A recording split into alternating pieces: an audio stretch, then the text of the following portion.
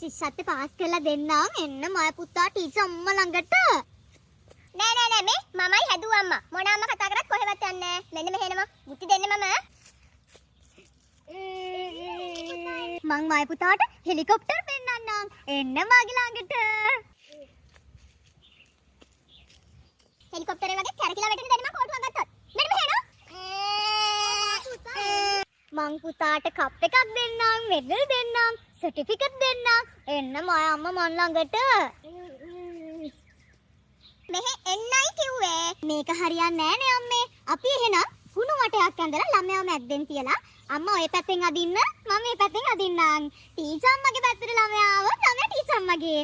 අම්මගේ පැත්තට ළමයා ආවොත් ළමයා අම්මගේ. අදින්නකො එහෙනම් කුණු වටයක්.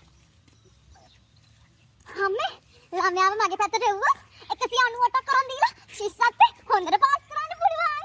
198ක් එහෙම වුණොත් කොළඹ හොඳ ඉස්කෝලේකට දාගන්න පුළුවන් හොඳේ. ඔය ගමේ ඉස්කෝලේ වගේද මෙහි ඉස්කෝල?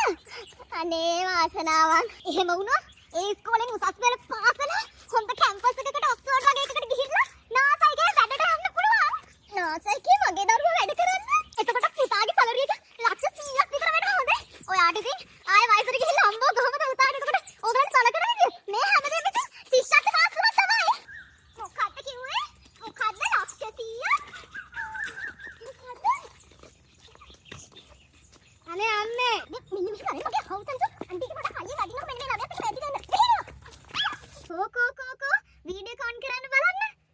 කෝ මගේ පුතා. මොකද මේ? අඬන්නේ ඇයි සුදු පුතේ? අම්ම බැන්න මගේ පුතාට. අනේ මගේ රෝස මල.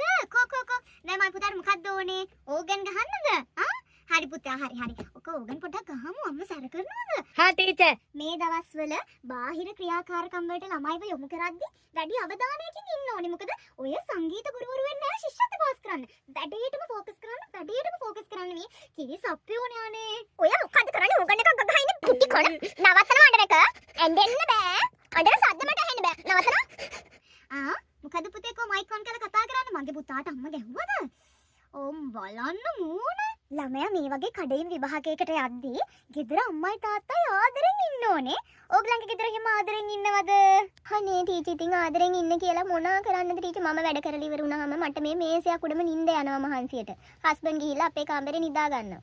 ඉතින් එයාට ආයෙ හැරවන්න බැහැනේ. මම මේ වැඩ කරලා ඉවර වෙලා මං ගිහිල්ලා එහා පැත්තේ කාමරේ නිදා ගන්නවා. මගේ රත්තරන් අම්මේ ගෙදර ලස්සන වෙන්නේ හැමෝම ආදරෙන් ඉද්දි.